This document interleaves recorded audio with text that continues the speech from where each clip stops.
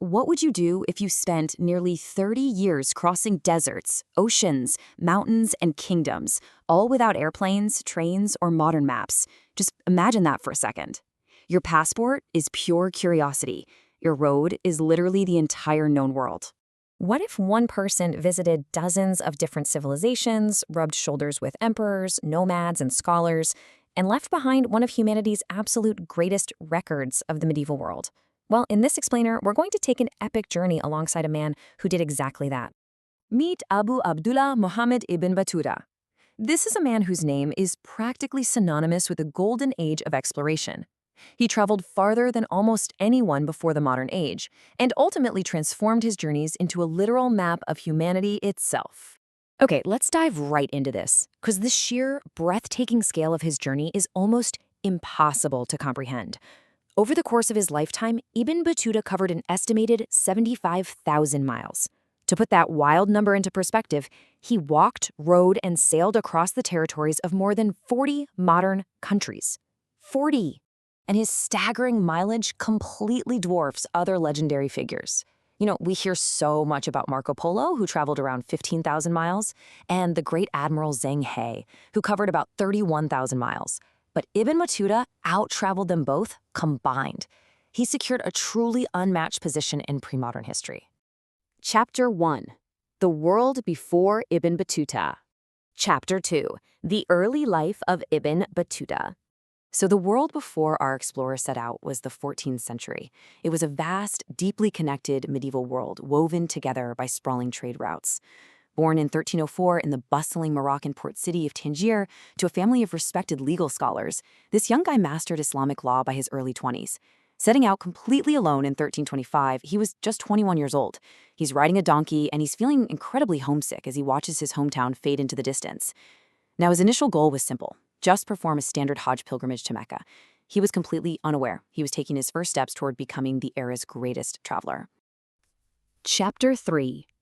The First Great Journey Toward Mecca. His path initially took him across the rugged terrain of North Africa and straight into the bustling Nile Valley of Mamluk Egypt, where thousands of boats were just ferrying goods up and down the river. But here's where things get really interesting. While traversing Egypt, a local holy man in Alexandria made a stunning prophecy. He told the young scholar that he was destined to be a world traveler, visiting distant lands like India and China. This completely flipped Ibn Battuta's mindset from a simple pilgrim into a lifelong explorer. Chapter 4. A Lifetime on the Road. Now, this incredible progression over 30 years maps out a journey spent entirely on the road. We're talking crossing blazing deserts, surviving treacherous ocean storms, and navigating incredibly isolated mountain passes. He pushes way past Mecca, heads into the Delhi Sultanate in India, and remarkably makes it all the way to the ports of Yuan Dynasty China. He literally connected civilizations across the entire Eastern Hemisphere before finally returning to Morocco in 1354. Chapter 5. The Wonders of India. Arriving in one of the richest and most complex regions of the medieval world, his background as an Islamic scholar actually allowed him to secure a highly lucrative position as a chief judge in the opulent Delhi Sultanate. He worked directly under Sultan Muhammad bin Tughlaq. Now, the Sultan offered immense wealth and high posts to foreigners, but it came with a terrifying catch. The Sultan was infamous for severe cruelty, brutal punishments, and arbitrary executions. To vividly illustrate the daily terror he faced, listen to this chilling quote directly from the historical sources describing the Sultan's court. Every day, there are brought to the audience hall hundreds of people, chained, pinioned, and fettered, and they are executed, tortured, or beaten. Ibn Battuta was navigating a world of extreme extravagance, where catapults were literally throwing gold coins into crowds, while constantly living under the threat that he could be the very next person dragged into that hall in chains. Chapter 6. The Rihla, the journey that became history.